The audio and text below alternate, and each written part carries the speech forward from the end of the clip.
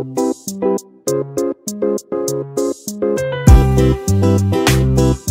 Kitchen मध्ये नमस्ते। आजची recipe आहे मटकीला मोर आणायचं। तर इथे मटकी आहे, अर्धा किलो आहे, स्वच्छ धुवायची, 1 ते 2 पाण्याने स्वच्छ धुवायची।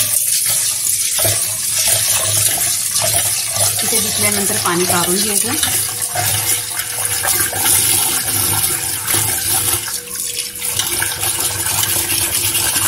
इथे 2 ते 3 पाण्याने स्वच्छ धुतलेले आहे। तर हे काय करायचं, एक रात्रभर फक्त वरती प्लेट ठेवायचं आणि कोमट पाणी नाही घ्यायचं, नळाचं पाणी घेतलेलं आहे, फक्त असं ढाकून ठेवायचं। ते 1 रात्र झालेली आहे। तर बघा 1 रात्र झालेली आहे आणि हा पाणी 1 ते 2 पाण्याने स्वच्छ धुवायचं आणि पाणी काढून टाकायचं।